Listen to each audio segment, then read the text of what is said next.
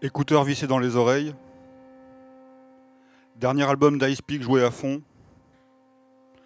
Cou rentré dans les épaules et poings plantés au fond des poches. Katrina Filipovna Geleskine, 31 ans, quitte son immeuble. Une Khrouchtchevka ancienne et délabrée. Elle l'occupe depuis si longtemps qu'elle a fini par oublier ses précédents appartements. Sans doute aussi anciens, aussi délabrés que celui-là. Au-dessus de sa tête, les rames bondées du métro aérien foncent en grondant. Le même crachin glacé que les jours précédents crible Merdvekgorod. Les gouttes minuscules s'accrochent aux courts cheveux platines qui repoussent sur le crâne fraîchement rasé de la jeune femme. Elle rabat la capuche noire de son hoodie et se mêle à la masse dense de piétons qui arpentent le prospect 1122, 4 ou 5 fois plus nombreux, maintenant que la pénurie d'essence s'est installée. Au-delà du mur anti-bruit désormais inutile, le périphérique centre que longe l'avenue apparaît presque désert. Quelques voitures électriques ou au GPL surchargées de passagers, des bicyclettes et des autobus pleins à craquer. 19h20. Saoulée d'avance par les 10 heures de boulot qui l'attendent, Katrina soupire. 30 minutes de marche, un contrôle d'identité effectué par la patrouille. Vu leurs uniformes anachroniques et dépareillés des M, et 3 checkpoints gardés par des Z, en tenue de cosaque, la séparent du Zavod Beria, où à 20h elle va pointer.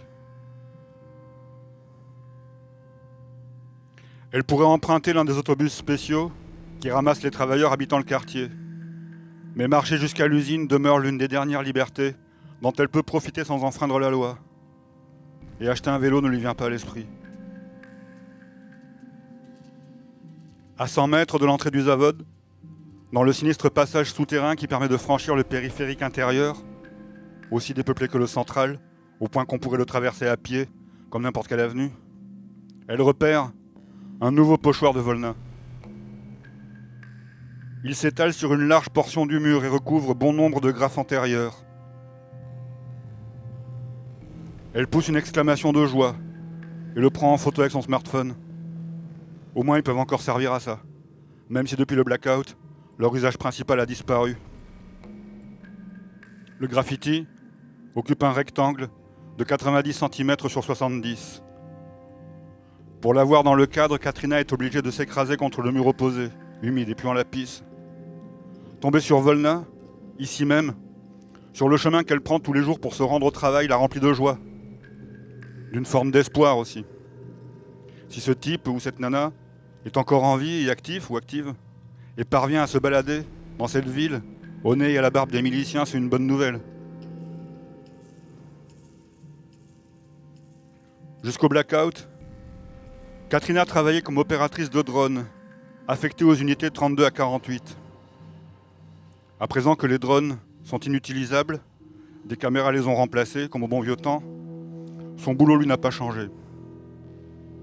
Il consiste à surveiller les ouvrières des chaînes de tri, afin qu'elles ne volent pas les médicaments périmés destinés au retraitement. Avant 2029, les coupables subissaient une réprimande et pouvaient se faire virer en cas de récidive. Elles sont désormais condamnées à mort ou déportées au Poteval, manière plaisante de surnommer les zones méconnues dont personne n'est jamais revenu, qui s'étendent sous la faille. Et si Katrina s'avisait de fermer les yeux sur un larcin, ce serait elle qui devrait en répondre. À ce rôle, déjà ingrat, s'ajoute maintenant la surveillance des stocks destinés au recyclage qu'a accaparé le directeur du Zavod, afin de les revendre à prix d'or aux crapules de l'office Zhoukov. Son local, qu'elle ne peut même pas quitter pour aller pisser, est un cachot, pas d'autre mot, de 3 mètres sur 3, sans fenêtre, meublé d'un bureau, avec sa console de surveillance, d'un siège, d'une patère, rien d'autre. Depuis le blackout, une porte vitrée permet aux miliciens, stationnés dans le couloir, de la fliquer plus facilement. L'expression hébétée et renfrognée de son visage contraste avec son superbe uniforme de la garde impériale de Nicolas II. Au moment de l'invasion, Ils portaient pour la plupart des haillons ou de simples pagnes. Ensuite seulement, ils ont pillé le musée de l'armement et se sont transformés en une armée de carnaval, une parodie effrayante, une frise historique dégénérée. Avant de pénétrer dans sa cellule bureau, elle doit laisser aux miliciens ses papiers d'identité. Au début, elle a tenté d'entretenir avec celui qu'elle prenait pour un quasi-collègue des rapports cordiaux ou au moins polis. Mais il ne parle pas russe, seulement un dialecte que personne ne pratique. Il connaît par cœur les quelques phrases nécessaires à sa fonction, ignore toute notion de courtoisie, n'a rien d'un collègue, ni de près ni de loin. Elle ne connaît même pas son nom, n'a aucune idée de sa vie d'avant, de ce qu'il fait lorsqu'il n'est pas en faction devant sa porte. Bien qu'elle ait du mal à le considérer comme un envahisseur, c'est pourtant bel et bien ce qu'il est, un occupant, pas d'autre mot. Le premier jour, elle a tenté de lui faire comprendre qu'elle avait besoin de pisser. Depuis, elle s'est acheté un urinal, qu'elle glisse dans son sac avant de se rendre aux avodes. Quand elle a ses règles, elle se change dans son bureau, sous le regard impassible du M et de la caméra, braquée en permanence sur elle. Depuis que le contremaître des unités 1 à 48 a disparu au Poteval, suppose-t-on, elle ignore qui observe son intimité depuis un écran de contrôle. Son bureau est saturé de chaleur, d'humidité, de microparticules. Sa nuit de travail achevée, à 6 h du matin, elle est épuisée et poisseuse de sueur, pue, rêve d'un bain brûlant. Mais le bain restera à l'état de fantasme. Depuis 2 ans, les restrictions sont de pire en pire. Ce qui l'attend chez elle, c'est une douche de 60 secondes maximum, à 25 degrés dans le meilleur des cas, et la gifle abrasive d'une eau surchargée en impureté. Ses filtres sont morts et elle n'a pas les moyens de les changer. Dehors, l'averse tombe dru. Katrina n'enfile pas sa capuche. Les gouttes sont acides, grasses et sans doute un peu plus radioactives que la norme tolérée par l'être humain. Mais après 10 heures, dans une cellule à peine assez haute pour se tenir debout, au cœur du plus gros dépôt d'ordures de la planète, pas question de s'en priver.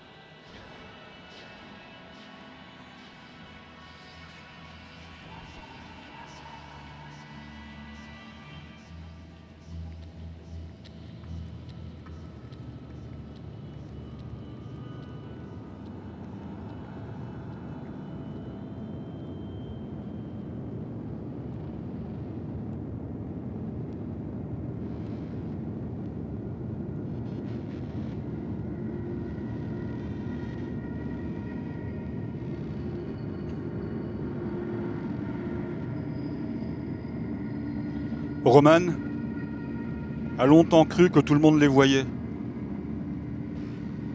Les lianes noires. Les filaments de sang pourri tombant du ciel comme des glaires, que tout le monde sentait leur odeur de viande pourrie et évitait leur contact. Quand il a compris qu'elle n'existait que pour lui, il a reçu un tel choc que pendant plusieurs jours, il en a perdu la parole. Il avait 11 ans. Les 4 années suivantes ont été atroces, passées à les éviter, tout en s'efforçant de ne pas avoir l'air d'un dingue. À 15 ans, en 2020, le Cosmos 419 a changé sa vie. Cette variante hargneuse de la kétamine se sniffe sous forme de cristaux orangés, pilés le plus fin possible. Elle provoque d'abord une puissante montée, puis une somnolence et une paix intérieure qui dure quelques heures. Habituellement, on négocie la difficile descente, maux de tête et de ventre, nausées, dépression, à coup de codéine, par exemple sous forme de sirop pour la toux. À long terme, la 419, comme on l'appelle, entraîne allergies cutanées plus ou moins graves et cancers de toutes sortes. Roman a pris ses premières traces chez des amis pendant une teuf. Après s'être rendu compte que les glaires noires disparaissaient quand il était défoncé, il est devenu un consommateur régulier, puis un toxico de l'espèce la plus classique. Sauf que lui, affirmait-il, avait de bonnes raisons de se droguer. Mais bon, qui n'en a pas. La dépendance ne l'a pas empêché de poursuivre de banales études d'architecte, ni de se faire embaucher dans un cabinet. À 25 ans, quand il a épousé Julia, il tournait non seulement à la 419, mais aussi à la codéine, en ajoutant l'alcool pour faire bonne mesure. La vodka mélangée au rouge Medved le gardait éveillé. À 28 ans, son foie, ses reins et une bonne partie de son cerveau sont bousillés. Sa peau est couverte d'un eczéma qu'il gratte jusqu'au sang, à cause de l'invraisemblable quantité de sucre contenu dans l'energy drink dont il arrose sa vodka. Il pèse 10 bons kilos de plus qu'il ne devrait. Le moindre effort le casse en deux. Le seul organe qui fonctionne encore un peu chez lui est sa bite, pour ce que ça lui sert. Le blackout et l'occupation n'ont pas changé grand-chose à son travail. Principale différence, le cabinet qu'il emploie n'appartient plus à son fondateur. Il a été réquisitionné afin de dessiner, dans le cadre du Podmena, les plans des nouvelles habitations des occupants, en lieu et place des anciennes, rasées après expropriation. Depuis qu'il squatte chez Katrina, il n'a qu'un seul problème, mais de taille. Désormais, il doit traverser presque tout le rayon, avec les risques que ça suppose pour retrouver sa dealer, alors qu'avant ils étaient quasi voisins. Sa vie avec Katrina s'organise simplement. De 19h à 6h, elle travaille aux Zavod Beria. De 8h à 17h, il travaille au cabinet. Ils se croisent, 1h le matin, 1h le soir, dorment dans le même lit mais jamais ensemble, habitent le même appartement mais pas au même moment. Grâce à l'accumulation de leurs 2 salaires, en dépit des restrictions et des dévaluations, ils pourraient vivre presque confortablement, mieux que chacun de leur côté en tout cas. Mais Roman file les 3/4 de son fric à Julia, parce qu'elle s'occupe de la gamine. Donc il stagne, dans la même misère que tout le monde.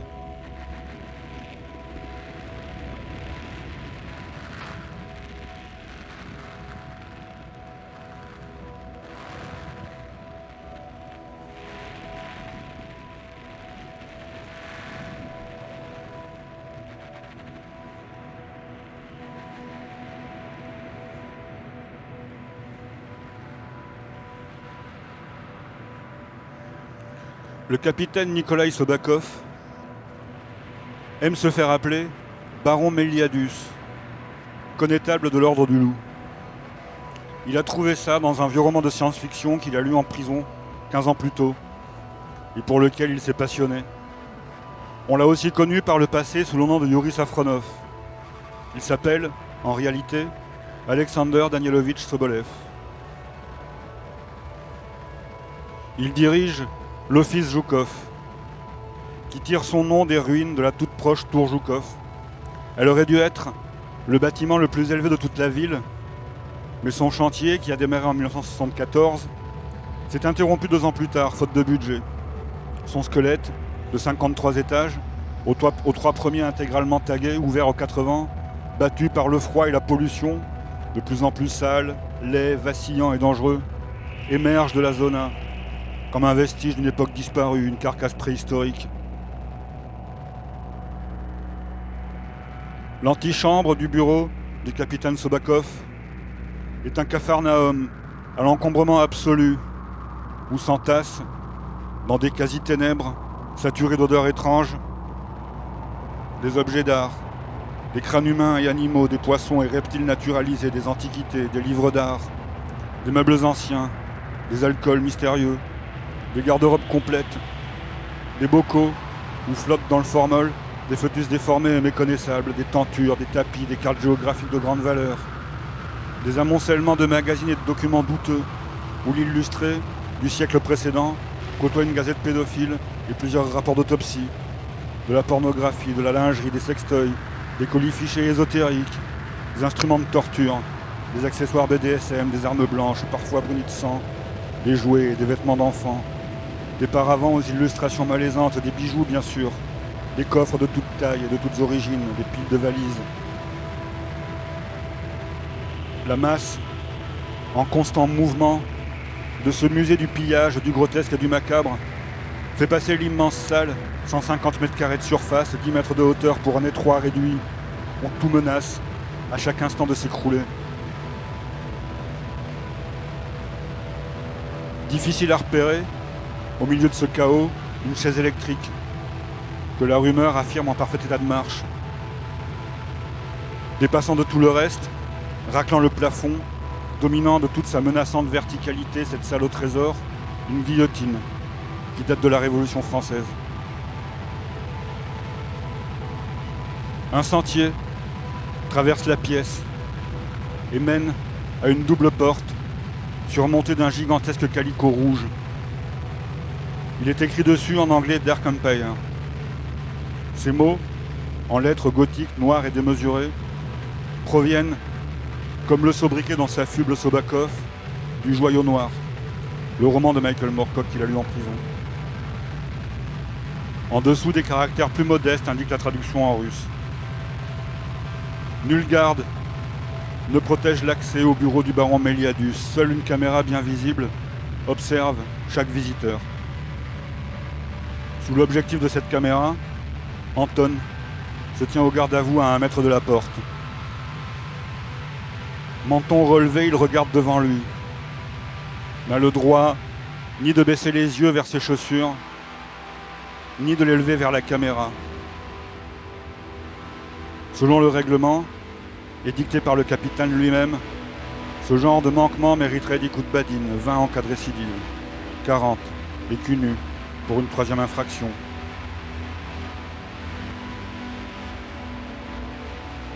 Anton a revêtu son uniforme.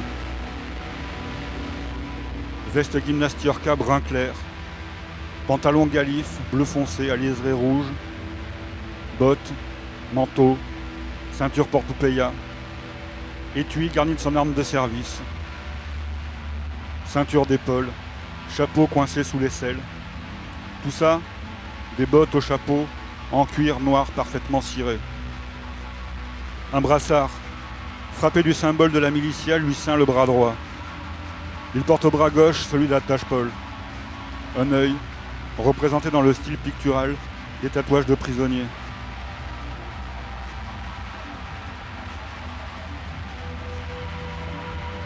Anton s'applique à rester parfaitement immobile.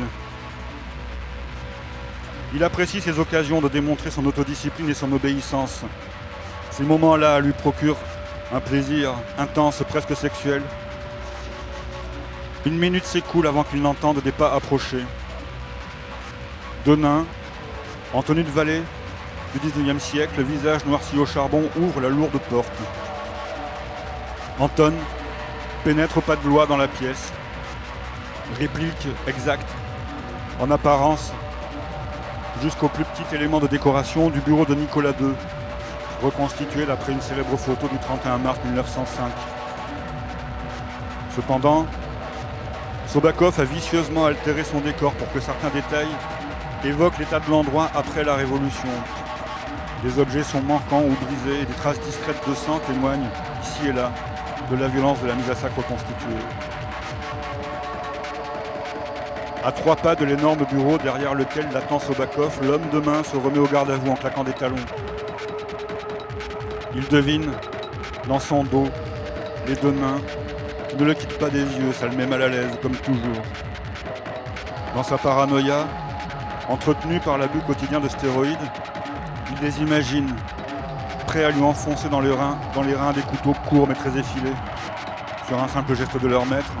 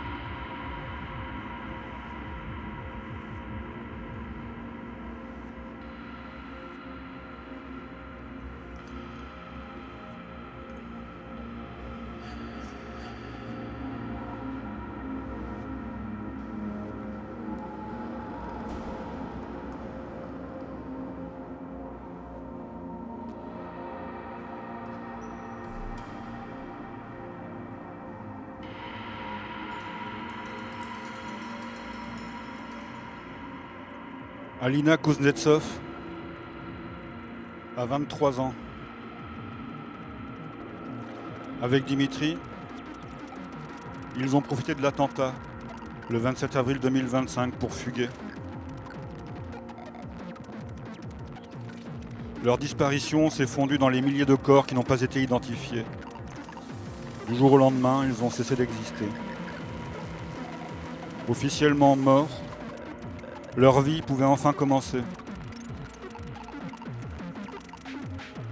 Ils ont traversé l'Ukraine en train, la Pologne en stop, ont visité l'Europe en faisant la Manche, en fauchant dans les supermarchés et en acceptant tous les petits boulots qu'on leur proposait. Ils ont rencontré toutes sortes de gens bizarres, marginaux, surprenants, vivants, déconcertants, qui leur ont appris des tas de choses. Voler une voiture, ouvrir un squat, organiser un concert, vendre de la drogue, passer une frontière sans se faire repérer. Fabriquer des vêtements, des pochoirs, des fours à pain, des explosifs, du speed. Cultiver des légumes, pirater des ordinateurs, jouer au go, utiliser un synthétiseur, s'occuper de chevaux, réparer des moteurs, soigner avec des plantes aux noms étranges.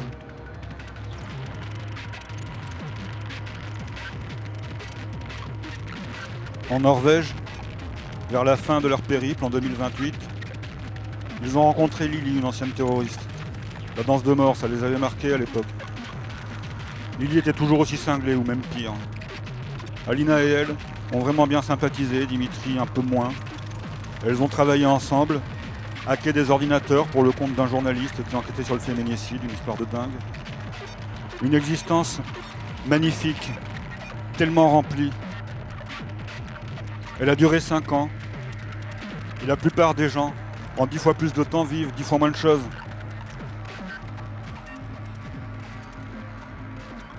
En 2029, Alina est retournée seule à Merdvekgorod, sans savoir que ce serait pour toujours.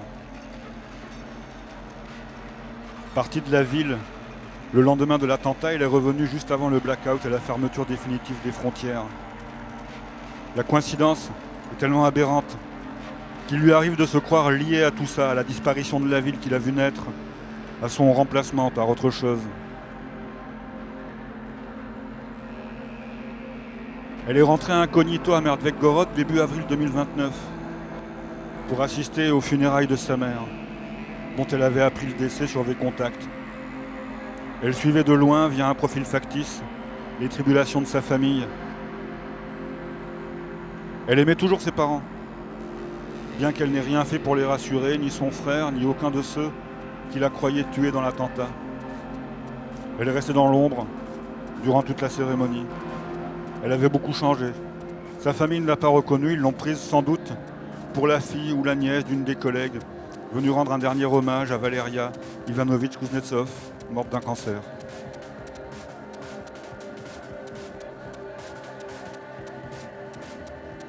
Alina ne savait pas pourquoi elle refusait de renouer le contact avec les siens. Rester un fantôme, avoir disparu sans espoir de retour, Sa vie d'avant, aussi inatteignable qu'un membre amputé, ça lui plaisait bien.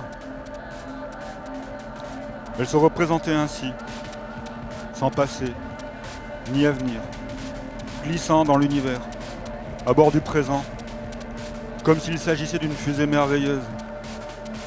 Elle ne voyait pas ou feignait de ne pas voir les contradictions que ça impliquait. Sa présence, aux obsèques de sa mère, en était une, bien sûr, de même que son compte des contacts factices.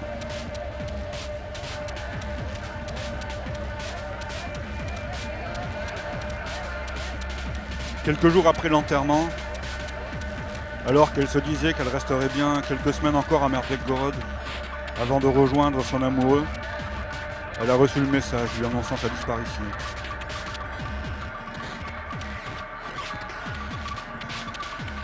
Un SMS, un simple SMS, une alerte info.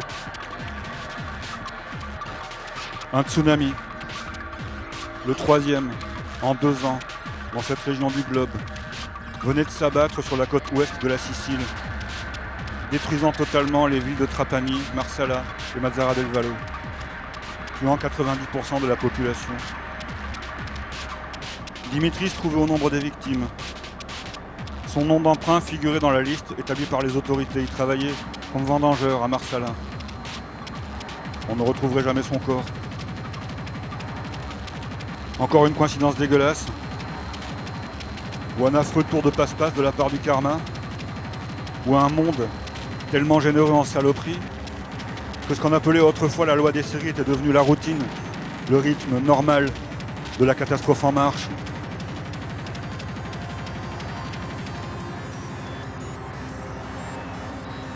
Une heure après ce SMS, le blackout paralysait le pays, changeant à jamais son visage. À partir du 13 avril, fin du réseau internet et téléphonique. Au fil des mois, des années qui suivraient, chacun se souviendrait du dernier mail, du dernier texto envoyé ou reçu, de la dernière notification Facebook V-Contact qui a fait vibrer son smartphone. Les frontières ont été fermées, encore plus hermétiques, impénétrables qu'à l'époque du rideau de fer.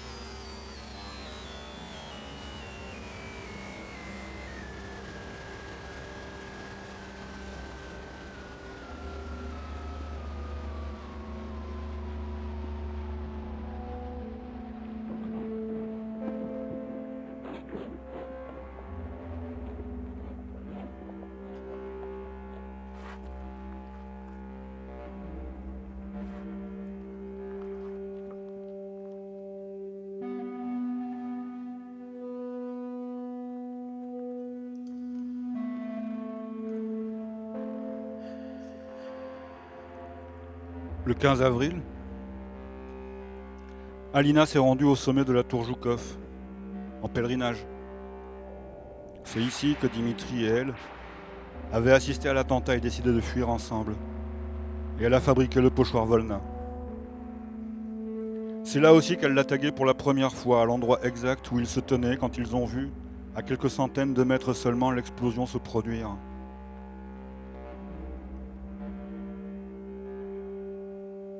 Quatre ans plus tard, en dépit des interdictions de déplacement, du couvre-feu, des checkpoints et des patrouilles, elle a quadrillé toute la ville avec son pochoir de deuil, comme elle l'appelle. Elle en fabrique de toutes les tailles et les bombes de toutes les couleurs possibles. Le plus petit tient dans sa main. Le plus grand, créé au sommet de la tour Joukov le 12 avril 2030 pour l'anniversaire de la mort de son amour, à côté du tout premier, mesure 3 mètres sur 2. Elle est persuadée qu'on peut le voir depuis le ciel, malgré la pollution.